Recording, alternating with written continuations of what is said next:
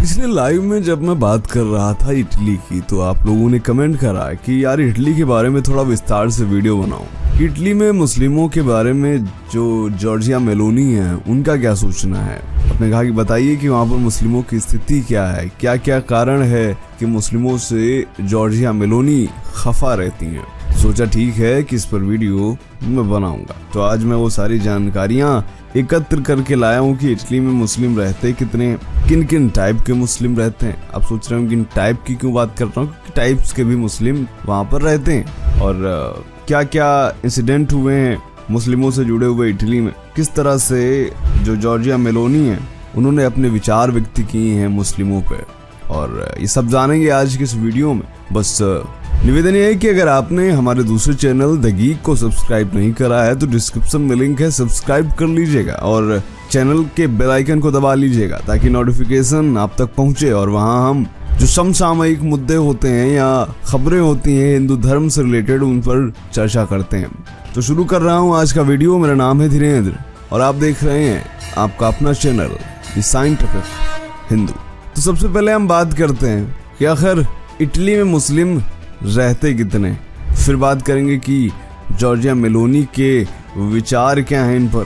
तो दोस्तों सबसे पहले आपको बता दें कि इटली में 1.67 मिलियन यानी लगभग 16,70,000 विदेशी मुस्लिम रहते हैं, यानी ऐसे मुस्लिम जो कि विदेश से इटली में आए हैं। और इटली में जो स्थानीय मुस्लिम है जिनको इतालवी मुस्लिम कहा जाता है, उनकी संख्या करीब 5 लाख के आसपास है। तो इतनी जनसंख्या अगर टोटल मुस्लिमों को काउंट करें तो करीब 22 से 23 लाख हो जाती है। अब इटली के तमाम नेताओं का स्टार्टिंग से ही यह कहना है कि जो इस्लाम की संस्कृति है वह इटली के खिलाफ है, यानी जो इटली की संस्कृति है वह है और इस्लाम की संस्कृति, ये दोनों आपस में मैच नहीं होती। यहाँ तक कि इटली की जॉर्जिया मेलोनी का कहना है कि जो इस्लामिक संस्कृति है वो यूरोप से ही मैच नहीं करती है। फिलहाल इटली में जो मुस्लिमों की जनसंख्या है वो टोटल आबादी का 3.7% है। वैसे मैंने आपको आबादी तो गिना दी, लेकिन अगर मैं आपसे कहूँ कि इटली में ये आबादी को गिना ही नहीं जाता, सरकार इनको गिनती ही नहीं है कि आपकी आबादी कितनी है, तो ये जानकर आपको थोड़ी हैरानी जरूर होगी। दरअसल इटली में अभी तक इस्लाम को धार्मिक मान्यता नहीं दी गई है। कारण ये है कि जो स्थानीय समुदाय है या स्थानीय इटली वासी हैं, उनका भी विरोध इस्लामिक विचारधारा के खिलाफ देखने को मिल रहा है। और यहाँ की सरकार अभी भी इस्लाम को एक धर्म के रूप में दर्जा देने से इनकार करती आ रही है। और जब कोई सरकार किसी धर्म को एक धर्म के नजरिए से या मजहब के नजरिए से देखती ही नहीं है, पहचान ही नहीं दी है, तो जाहिर तौर पर उन पर ध्यान भी नहीं दिया जाता है। और इसको लेकर के इस्लामिक देश इटली से खफा है। लेकिन यहाँ पर इटली अपनी जगह सही है, क्योंकि इटली के नेता ये कहते हैं कि अगर हमारे यहाँ इस्लाम बढ़ने लग गया तो जो हमारी संस्कृति है वही खत्म हो जाएगी। इसीलिए ना तो हम इनको किसी धर्म के रूप का दर्जा दिए हैं और ना ही आने वाले समय में देंगे। इटली में टेम्पररी 7 से 8 मस्जिदें बनाई गई हैं। टेम्पररी इसलिए क्योंकि इटली सरकार ने मस्जिद बनाने की इजाजत भी मुस्लिमों को नहीं दी है, तो किसी वेयर हाउस या किसी अन्य जगह पे मुस्लिम एक टेम्पररी उसको मस्जिद की तरह प्रयोग करते हैं। दोस्तों प्यू रिसर्च सेंटर ने एक सर्वे किया था। आपको बता दें प्यू रिसर्च सेंटर जाना जाता है सर्वेस के लिए, धार्मिक सर्वे के लिए। तो उसके अनुसार जो इटली की 61% जनसंख्या है वह इटालियन मुस्लिमों के बारे में एक नेगेटिव थॉट रखती है। और तो और इटली के लोग इसलिए भी सजग हैं क्योंकि उन्होंने फ्रांस में देखा है कि किस तरीके से फ्रांस में पहले तो जो विदेशी शरणार्थी थे वो आए, उनको जगह दी गई, उनको फायदे दिए गए, और अब फ्रांस में ही उत्पात मचा रहे हैं। यहाँ सिर्फ 8 टेम्पररी मस्जिदें इटली में, वहीं आपको पता है कि फ्रांस में 2200 मस्जिदें हैं और फ्रांस अब झेल भी रहा है। इटली में सबसे ज्यादा जो आबादी है वो क्रिश्चियन आबादी है।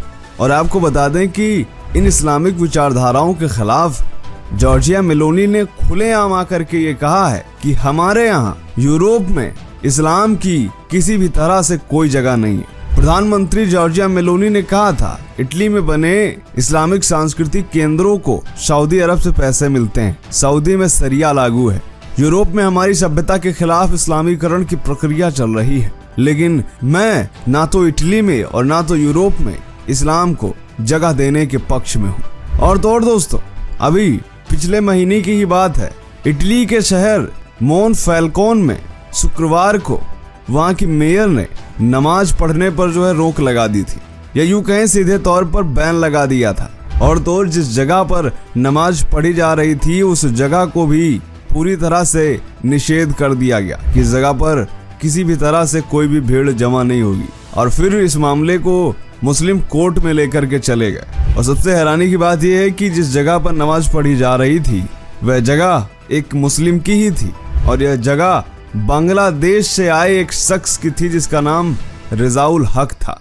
उसने कहा, मुझे बताओ मुझे कहाँ जाना चाहिए, ईसाइयों के पास चर्च है तो हमारे पास मस्जिद क्यों नहीं हो सकती? यहाँ बांग्लादेशी मुसलमानों की भी अच्छी खासी जनसंख्या है। जब ये सवाल मेयर से किया गया तो मेयर ने बेबाक से बताया कि हम चाहते हैं कि हमारे देश में किसी भी तरह से ये गुटबाजी या फिर हम नहीं चाहते ऐसे समूह बने जिनसे धार्मिक कट्टरता बढ़े। हमारा जो काम है वो ये है कि जो नियम है उनको भंग ना किया जाए।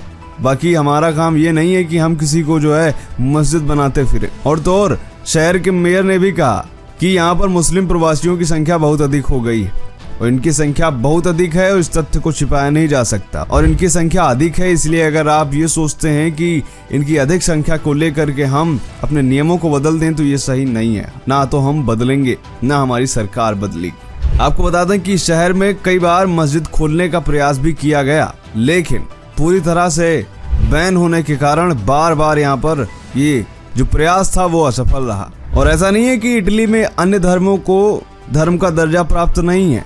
उदाहरण के लिए इटली में 13 धर्म है, ऑफिशियल रिलीजन, जिनको धर्म का दर्जा दिया गया है, जिसमें हिंदू धर्म भी है।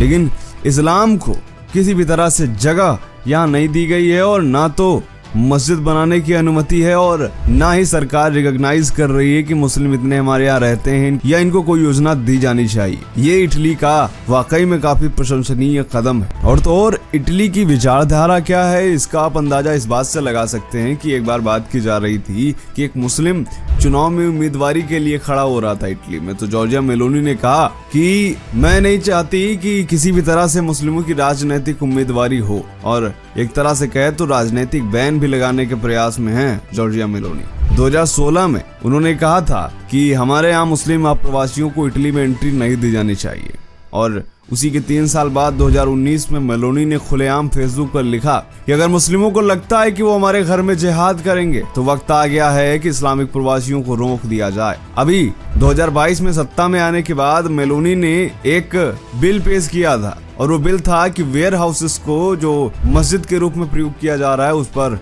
बैन लगाया जाए। और इसका अंदाजा आप इस बात से लगा सकते हैं कि यूरोप में जो ऐसी बातें कर रहा है वो सत्ता में आता जा रहा है। फिर चाहे वह नीदरलैंड में ग्रीट विल्डर्स हो जो प्रधानमंत्री बन गए, वो भी इस्लाम विरोधी बयान दे रहे थे। आप जॉर्जिया मेलोनी को ले लीजिए, बेल्जियम को ले लीजिए, डेनमार्क को भी ले लीजिए, किस तरह से वहां पर भी राष्ट्रवादी पार्टियों को समर्थन मिल रहा है। यानी इटली में खुलेआम नमाज पढ़ने पर भी रोक है, और मस्जिदों की जगह तो सरकार दे ही नहीं रही है। इस वजह से नहीं दे रही है क्योंकि इटली का कहना है कि हम अपनी संस्कृति को बचाना चाहते हैं, और हम अपनी संस्कृति से छेड़छाड़ नहीं करने दे सकते इनको। खैर, आपकी राय क्या है कमेंट में बताइएगा। मिलते हैं आपसे अगले वीडियो में, तब तक के लिए जय हिंद, जय भारत, वंदे मातरम। और आपसे एक बार फिर से अंत में निवेदन है कि अगर आपने हमारे दूसरे चैनल को सब्सक्राइब नहीं करा है तो कर लीजिएगा, और आपके लिए हम ऐसे ही वीडियोस लाते रहेंगे।